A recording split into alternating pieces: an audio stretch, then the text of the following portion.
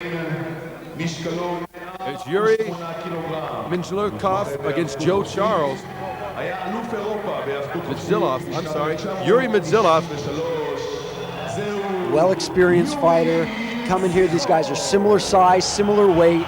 Should be a very evenly matched fight. Joe Charles continues to fight tough everywhere he goes. Fought in some of the toughest Russians in the world, and really everybody. They always put Joe Charles in with the tough guys, and he always puts up a great fight. Says this trip is his. Let's see. Well, you know, we saw Joe in Moscow, and he wasn't in very good shape. He said he has trained very, very hard. This is 6 months, you know, in the last 6 months to get ready for this fight. He was impressive in Moscow until he ran out of gas late and about there. So it'll be interesting to see if he has it, what it takes to get through this Russian tonight. Yeah, he's definitely trained harder. He's worked a lot in his submission skills. Mostly jiu-jitsu. He trains with a lot of jiu-jitsu fighters, a lot of grapplers. He's good with leg locks, knee locks, ankle locks, chokes, arm bars. He is a finisher as well as being a great judo fighter. He's a great fighter. If he comes in well conditioned, he could win this tournament. Yeah, he looks much better here at AFC 3 than he did at AFC 2. Much better shape. He's a little thinner. I don't think he'll ever be accused of being medium belt, but look at the agility and the flexing. This guy is he's a great athlete. Yeah, Joe's a lot of fun, a real crowd pleaser. People love him everywhere he goes. He's a real party guy. He also just flew over with us. We saw it didn't affect Nick Nutter. He came out very impressive. Let's see how it affects Joe Charles.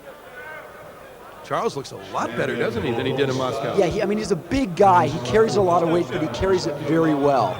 He's an older guy, one of the oldest guys in the tournament here. He's 39 years old. Been fighting for over 25 years. Grew up on the mean streets of South Central Los Angeles. Decided to put his efforts in a positive way, put him in the ring, and he helps children with computers and stuff. He's a really good guy, Joe Charles. Call him a role model, ladies and gentlemen, and watch Joe coming out through a right hand that connects. Two big boys. Boy, the Russian shoots. YURY shoots and gets Charles down. Yeah, he's a great wrestler, this Russian. He's got some sambo experience. He's a wrestler, and he was able to take Joe Charles to the ground. Tries a few headbutts early on. Second one landed, the first one missed.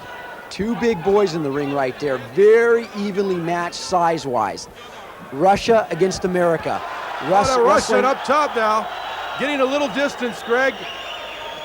Throwing some very effective strikes. Joe Charles trying to do some of those throws with the legs. He'll try and flip his opponent over. But again, this is a well-experienced grappler. You can see him keeping the wide base like wrestlers do. He'll keep those legs sprawled out, which makes it very difficult for the man on the bottom. And you look at those legs, they are humongous. Huge, huge. Like most wrestlers, again, these guys train extremely hard with their legs. A lot of effort on the legs, a lot about controlling your opponent like he's doing here. This guy could sit there forever. That one hurt from here. Good right hand to the midsection of Charles. YURY Mildzikhov of Russia against the American Joe Charles on the bottom.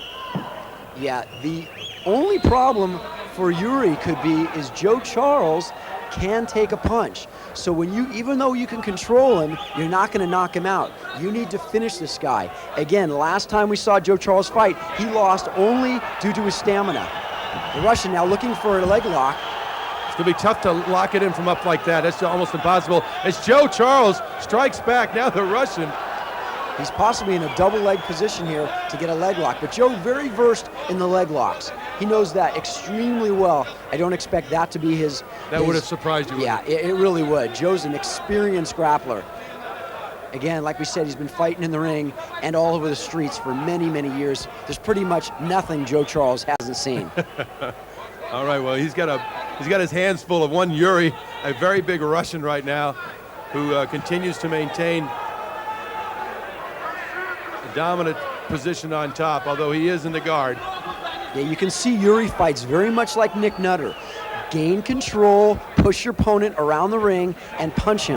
The problem is he's fighting a very tough Joe Charles, who's very strong himself and very experienced.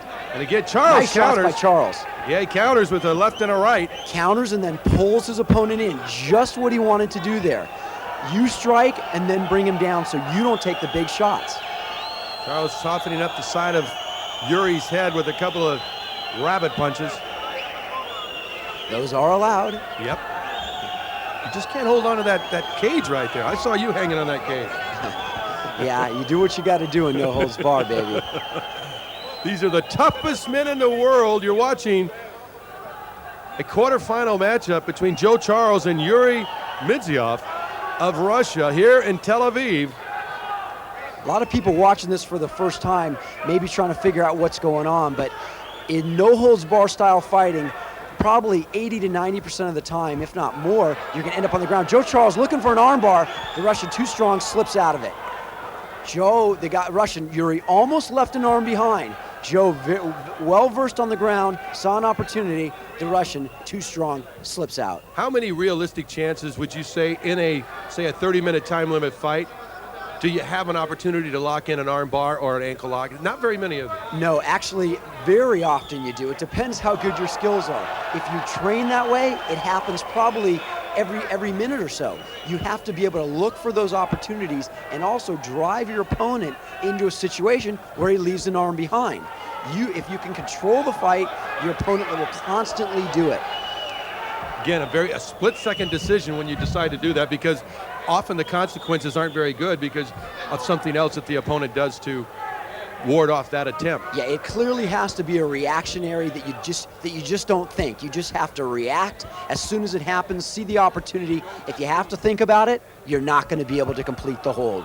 Now Joe Charles right now thinking about, how can I get this big guy off of me? Yeah, this is a familiar position for him, having big, strong guys on top of him. He's got a lot of heart. He'll continue to fight, but how he can finish this guy, he's going to need to look for a finishing hold. Hopefully for him, the Russian will get tired. And you can see the Russian just really lying on him, resting. Both fighters really taking a little breather right now. Right, and the crowd is also taking a breather. They're just kind of hanging back, and you can hear the cornermen as both fighters, as Gregory Friedman just pointed out, take a blow. There's a lot of thinking going in there. What do we do? We've tried what we've been trained. Now we're going on instinct.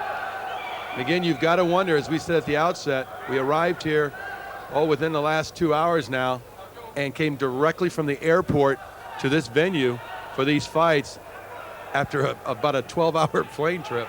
Yeah, it's a very difficult flight over, and security, as everyone can imagine, is very difficult here in Israel. So it wasn't easy getting through customs as well, especially bringing in fighters like we did from America, all different backgrounds and such. Yeah, we got some funny looks, didn't we? Yeah, we were quite an interesting group here in Israel, that's for sure. All right, well, Joe Charles on the bottom continues to try and figure out how to get YURY off of him, or at least to counter what he is trying to do there. Both fighters have actually taken quite a break here. Yeah, nice right hand there by Charles, slipping up and over the right.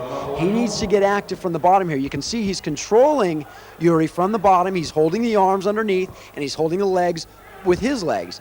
So what YURY should be trying to do is trying to get out of that guard. He's kind of in an open guard here, if you will, where the legs are sitting back. If he was a closed guard or a full guard, he would completely wrap those legs around YURY. But YURY, not anxious to move to the side or move to the full mount, really content himself, thinking he's winning and just lying on top. Again, both fighters very tired at this point. How long will the referee let this particular activity go on, which is very little? Yeah, well, a lot of times, as we've seen in the past, if there's not a lot of action going on, they'll bring them back to their feet, which frankly I'd like to see at this point.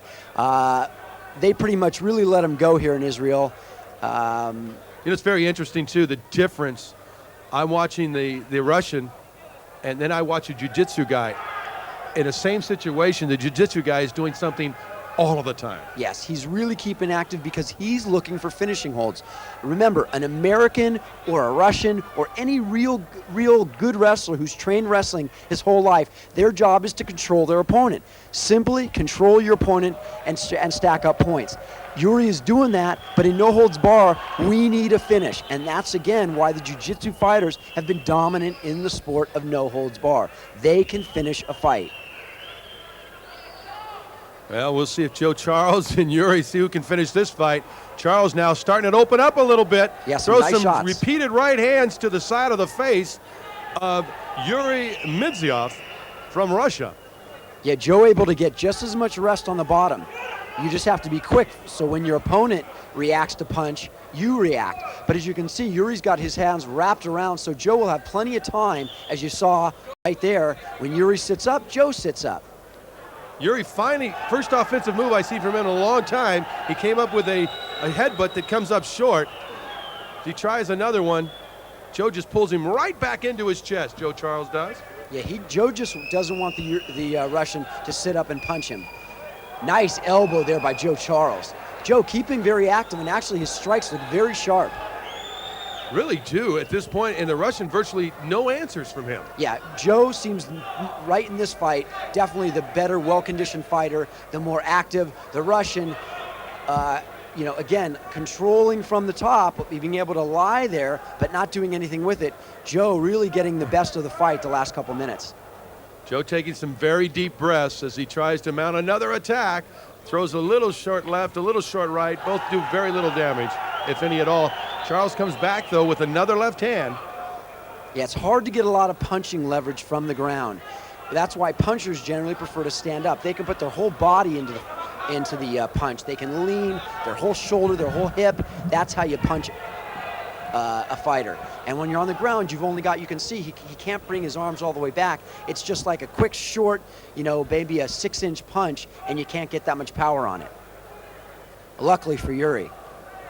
Here we go, Joe Charles again doing, if there's been any offense at all, it's come from Joe Charles as he throws an elbow, nice elbow to the cheek of Yuri. He's actually in a very good position, is Joe Charles. You'll see those legs, he'll try and keep the Russian fighter down as low as he can. He really wants to keep him actually right about at his belly button. At that point, he can really strike with the elbows and the hooks, and he throws a mean right hook.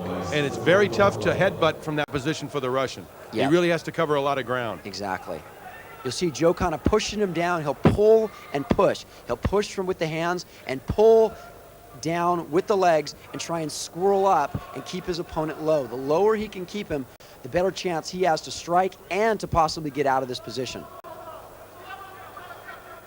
What would you think at this point would Charles like to do if he could possibly do it? I don't think he would mind getting back on his feet. However, he's getting the better shots in here right now, and he's not taking any punishments. So this is actually a very good position for him. Nice move by Charles. Russian going to try and lock in the ankle lock. Wow, he's got that foot. He's got that leg. He sure does. Charles, though, works his way back up. The Russian, though, has it locked in pretty well. Yeah, he does. Charles is desperate, ladies and gentlemen. He's trying to counter with himself. Another ankle lock. Both men are trying to, this is a test of will. Oh, Joe Charles he needs to get that a little deeper. The Russian taps out. I'm not sure which one tapped it out. Joe Charles gave the Russian Yuri, yes, some of his own medicine. I saw the Russian. Beautiful job by Joe Charles. Joe Charles, an experienced guy on the ground, a great grappler, really good with the ankle locks. Look at it here.